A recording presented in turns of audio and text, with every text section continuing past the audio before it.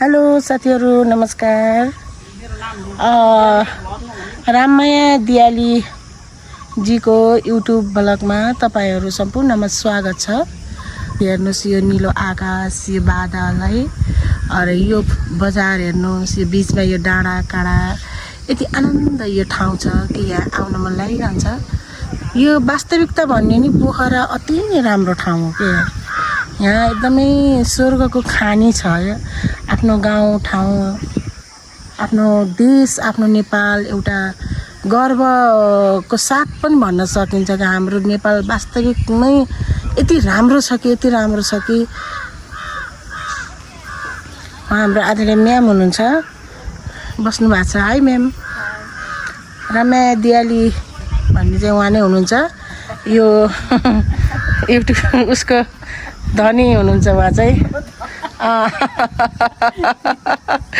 अनि हजुरको यता चाहिँ हामी रमाइलो छ। उहाँले चाहिँ हजुरहरूलाई अपडेट गराइरहनुहुन्छ कहाँ गएको कहाँ नगएको भनेर। साह्रै राम्रो गर्नुहुन्छ र सुनाउनु देखाउनु पनि हुन्छ यहाँ यस्तो छ यहाँ यस्तो छ भनेर।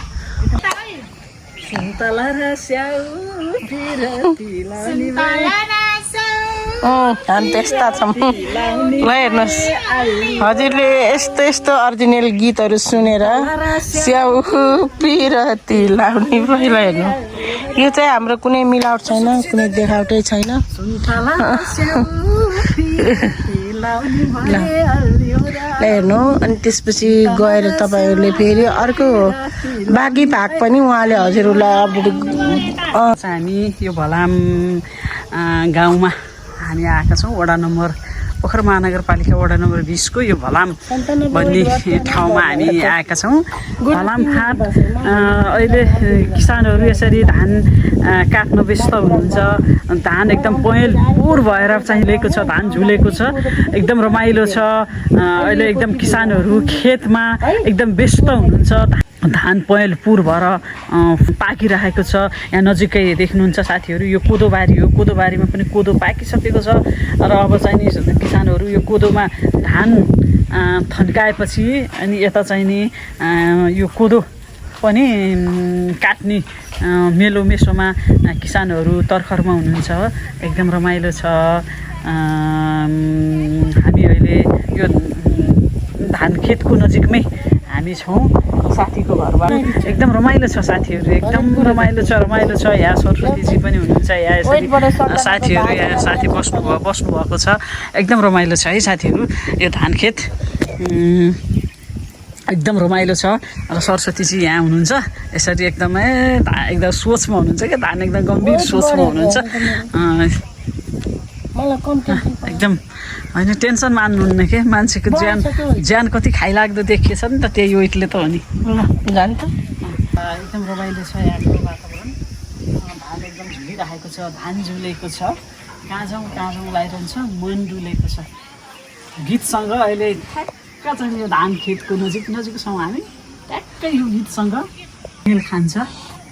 रमाइलो छ साथीहरू। यहाँहरूलाई हामी अहिले त्यहीँ किसानसँगै हामी त्यही खेतमा गएर उहाँहरूसँग एकछिन हामी धान काटेर यहाँलाई त्यो अनुभव पनि म सेयर गर्नेछु साथीहरू। यो चाहिँ भ्लग अन्तिमसम्म नछुट्याइकन हेर्नु होला। एकदम बवाल हुनेछ, एकदम रमाइलो हुनेछ। हामी खेतको बिचमा पछाडि खेतको बिचमा हामी चाहिँ गएर एकदम रमाइलो। साथीहरूले यो भिडियोलाई अन्तिमसम्म छुट्याइकन हेरेर साथ दिनुहुनेछ। धन्यवाद।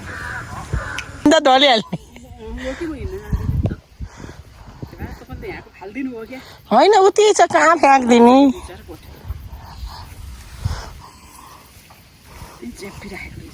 हाम्रो म्याम जस्तो को छ अरे यहाँ।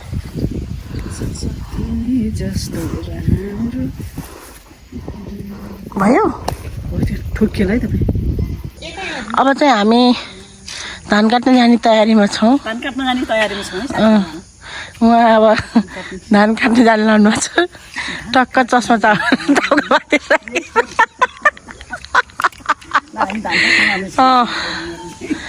अनि यस्तै छ। उहाँ हाम्रो दिदी हुनुहुन्छ। उहाँ चाहिँ प्योर धान काट्न जानु लानु भएको छ। हेर्नु यहाँ आई आमा कुनै दुई मात्रै छैन। यो चाहिँ एकदम उहाँ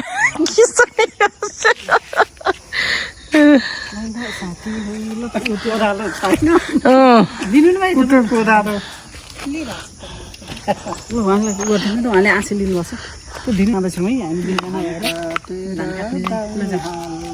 भ्याइ नभई छ अँधेर हुन्छ दिनु न खोइ धान हजुरको चस्मा लिए अहिले हामीले पो चस्मै काटियो ल हेर्नु यस्तो भ्याइ नभई अरू धान काट्न जाँदा नाम्लो लान्छ जाने मेलामा धान काटेर दाइँ हाल्ने बेलामा आज काट्न जाने हो के जाने यो रेलैमा धान काटेर दाइँ हाल्ने बेलामा ल अब हामी धान काट्न जाँदैछौँ है साथीहरू आफूहरूको मात्रै युट्युब भएको एकदमै मन आत्तिएको छ है धान पाकेर बारीमा पहेँल पुर भएको छ कोही निस्किने होइन उहाँ भनेको फेरि हेर्नु कति गरी मान्छे एउटा पाउँदैन यहाँ अरू त मैले भन्दिनँ उहाँ चाहिँ एकदम मेन खेती गर्ने मान्छे युवाहरू सबै विदेश होइन अनि त्यहाँबाट धान पाकेर एकदम पहेँल पुर भएको छ खेती काट्ने खेती थन्काउने मान्छे यहाँ चाहिँ अभाव छ त्यसैले आज हामी अब सबै दिदीबहिनीहरू मिलेर धान काट्न हिँड्दैछौँ अब धान त काट्छौँ तर लगाउने कसरी हो थाहा छैन त्यो पनि प्रयास गर्दै ल धान काट्छौँ लगाउनु कसरी लो भयो अब एउटा कुनियो लगाउनु पर्छ त्यसलाई पनि हामी कुनियो लगाउन पनि अब हामीले नै लगाउनलाई यस्तो कामदार भएपछि त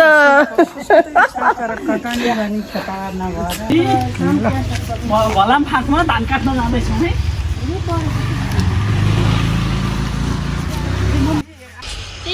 धान खेत किनभने चाहिँ अब हजुर त सधैँ आउनुहुन्छ होला नि है यो मङ्सिरमा होइन आउनुहुन्छ कि आउनु भन्नु त आउनुहुन्छ उहाँ त एकदम आउनुहुन्छ सधैँ आउनुपर्छ सधैँ आउँछु है सधैँ आउनुपर्छ अब खिच्दिराख्नु है आउँदै गर्नु होइन हजुरहरू त लेक साइडमा बसेको मान्छे यहाँ त यस्तो ठाउँ छ है खुट्टे टेक्नु पनि ठाउँ जस्तो छ छन त पहिला भन्दा विकास अहिले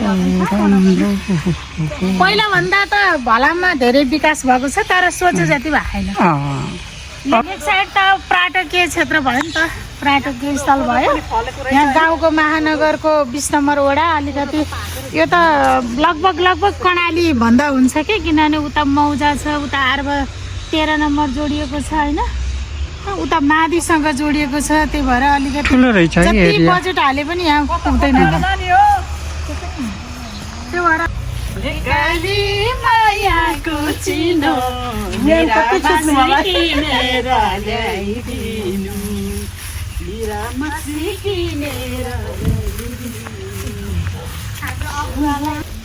कताबाट हो जाने हामी आमाको पछि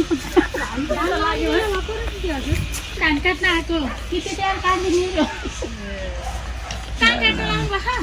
साथीहरू आज हामी यो धान खेतमा धान काट्ने धान थन्काउने चटारो छ किसानहरूलाई आज हामी यहीँ खेतमा आएका छौँ साथीहरू हेर्नु यहाँ एकदम धान काट्ने चटारो छ पानी अहिले मौसमले पनि त्यति उस गरिराखेको छैन त्यसैले हामी यहीँ खेतमै तपाईँहरूलाई यहीँ आएर हामीले यहाँ देखाइरहेका छौँ हेर्नु साथीहरू एकदम खेतमा दिदीबहिनीहरू एकदम धान काटिरहनु भएको छ धान पाकेको छ मौसम यस्तो भएको हुनाले सबै डराउनु भइरहेको छ ल एकछिन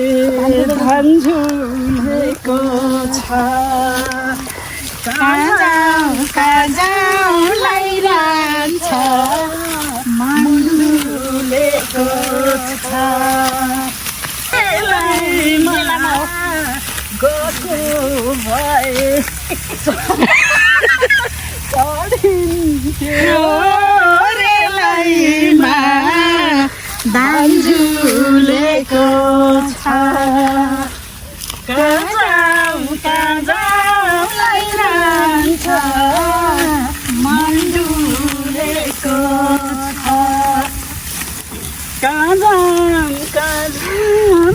लैरान्छ अब म एउटा गीत झिक्याए छ ल हजुरहरुले गाउँछ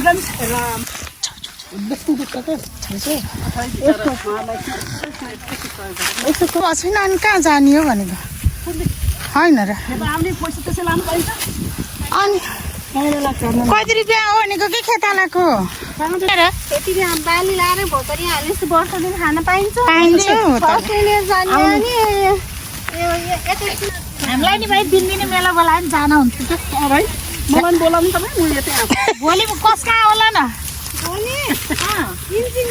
हामी दुईजनालाई भोलि है कार इन्जिनियर साथकोमा अरे हजुर ल हामी रेडी ल भोलि पनि आउँछौँ अनि 1200 अनि चिया खाँदा फेरि चिया पानी 100 चोटि साथीहरूसँग बोल्न पाइयो दुध हालेको हो कि कालो चिया जे पनि पाइन्छ है यो धान हाल्दा आउँछौँ धान हाल्ने बेला हामीलाई बोलाउनु होला फेरि 20 गते होला 20 गते आउनु दाइ 20 मात्रै भइहाल्छ पहिलाको 20 ए के साह्रो ओहो हामीलाई त कति आनन्द हामी आउँछौँ है भकारिया धान पर्ने महिलाले पराल बोक्ने नि महिलाले थ्रेसरले लाउने अब के गर्नु त नि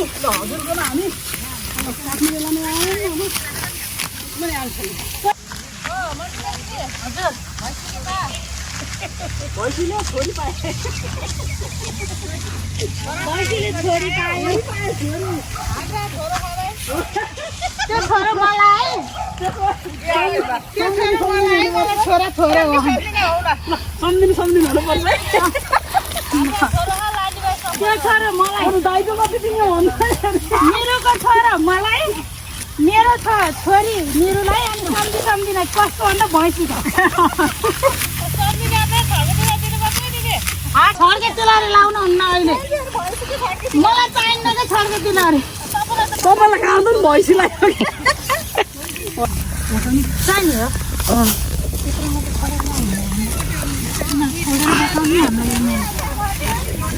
पनि काटेको पनि भयो साथीहरू यो मेरो फर्स्ट टाइम है यो धान काटेको मलाई त्यस्तो अनुभव त छैन है लास्टै कडा लाग्छ है त्यही पनि मैले धान काटेँ है ल सबैलाई धन्यवाद है हजुरहरूले हामीलाई धान काट्न दिनुभयो यहाँ आएर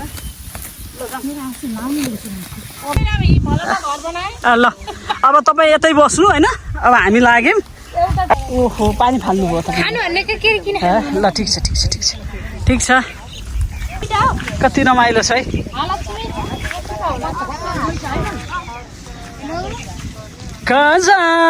काजम लाइरहन्छ मन्डुलेको हजुर ल जान्छ हामीलाई होइ त नि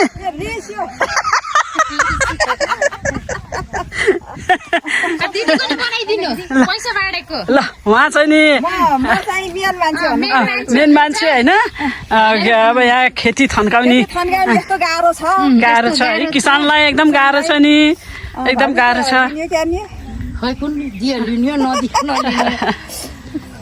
मैले त यो फेरि उसमा हाल्छु है फेरि गाह्रो नमान्नु ल है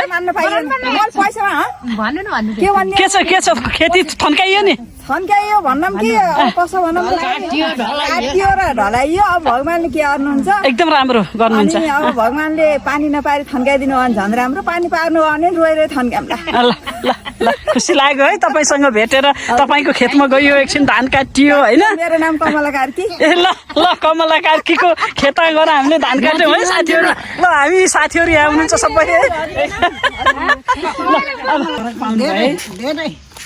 हजुरको नाम के हो नि मेरो नाम कृष्ण कुमारी हो कृष्ण कुमारी है हजुर कृष्ण कुमारी के हो खत्री है पहिला र अहिलेमा त धेरै फरक छ है हजुर धेरै फरक पहिलाको बारेमा केही छ नि जमिनको फरक भयो है के फरक पाउनुभयो त नि पहिला र अहिलेमा यस्तै रमाइलो छ यस्तरी हिँड्न पाइयो छ अघि यति डरा हिँड्थे दिशा डराए अट्थे त्यस्तै थियो त्यही हो नानी अहिले आमालाई सम्मान छ है सबैलाई राम्रो होस् फलोस् फुलोस् ल